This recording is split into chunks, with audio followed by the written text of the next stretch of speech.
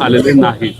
आमचं असं मत होतं की 109 अटेम्प्ट टू मर्डर हे कलम असावं, कारण का विकास भाऊंना तो जो व्हिडिओ काढलाय 40-50 सेकंडचा, त्याच्या आधी 2 जणांनी बंदूक पिस्तूल घेऊन त्यांना धमकावलं होतं आणि धमकवत असताना तो भंडारी का कोण आहे भोंदू बाबा तो होताच, पण त्याच्याच बरोबर कांचन नावाचा कोणतरी इथं गौरव रक्षक का कोणतरी आहे, गोरक्षक, ज्याने याच्या आधी अनेक कारवाई त्याच्यावर झालेल्या आहेत, त्याच्यावर FIR झालेले आहेत। आणि मग असा रिपीट ऑफेंडर ज्याला आपण म्हणतो, अनेक केसेस असणारा व्यक्ती तिथं उपस्थित असताना आणि अशा हे केसेस झाल्यानंतर कडकच्या कडक कारवाई होणे अशी आमची अपेक्षा होती। पण दुर्दैव असं 109 कलमाच्या अंतर्गत त्यांनी तिथं आमचा FIR घेतला नाही।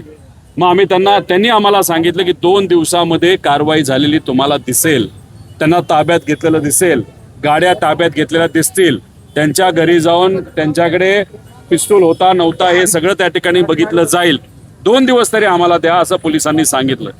पोलीस वर्दीवर आम्ही नक्कीच त्या वर्दीचा आदर करतो। आम्ही म्हणालो की ठीक आहे, आम्हाला लिखित द्या, आम्ही तुम्हाला लिखित देतो, 2 दिवसात आम्ही काही ना काहीतरी करू। आणि जर नाही झालं तर मग विकास भाऊंनी आधीच तिथं निर्णय घेतला होता की इथं मी आंदोलन करणार, हे आंदोलन करणार जोपर्यंत तो भंडारी भोंदू महाराज जो आहे त्याला ताब्यात घेत नाही तोपर्यंत मी इथं बसून राहणार। आम्ही त्यांना विनंती केली की 2 दिवस आपण पोलिसांना वेळ देऊया, आणि जर 2 दिवसात काही नाही झालं तर आम्ही अजून एक पत्र दिलेलं आहे की 2 दिवसात काही नाही झालं तर हा जो सोलापूर नॅशनल हायवे तिथं सकाळी 10 ते 11 वाजता आम्ही अख्खा हायवे तो बंद पाडणार। आता हे दोन्ही पत्र आता देऊन झालेले आहेत, या बाबतीत ते काय करतात हे बघू।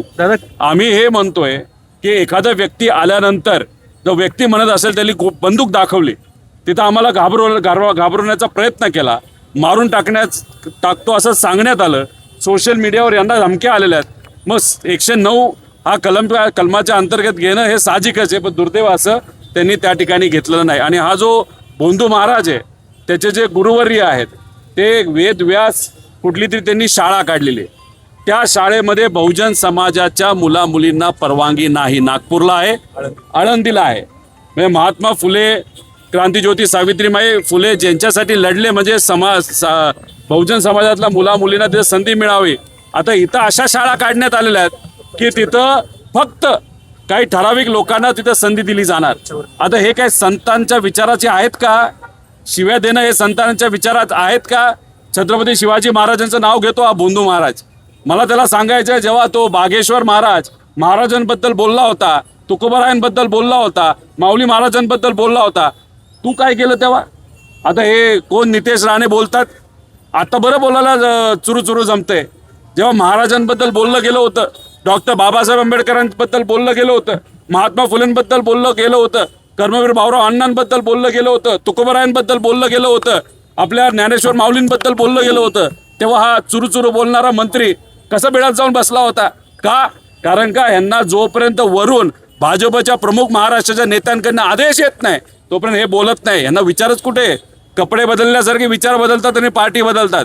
त्यामुळे आम्ही सर्वजण संतांच्या विचाराबरोबर आहोत, शिवशाहू फुले आंबेडकरांच्या विचाराबरोबर आहोत, आणि हा विचार जपण्यासाठी प्रयत्न करणारे विकास भाऊंसारखे आणि इतरही अन्य जे कोणी वारकरी संप्रदायाचे लोक असतील, कार्यकर्ते असेल, त्यांच्याबरोबर आहोत। आणि मला जाता जाता सर्व वारकरी संप्रदायाच्या लोकांना मला विचारायचं आहे, कुठल्या संतांनी शिवीगाळ सांगितले? कुठल्या संतांनी भेदभाव सांगितलेला आहे? कुठल्या संतांनी जेव्हा सामान्य लोकांवर अन्याय होतो, शेतकरीपासून कष्टकरी महिलांवर गप्प बसण्यासाठी सांगितलेलं?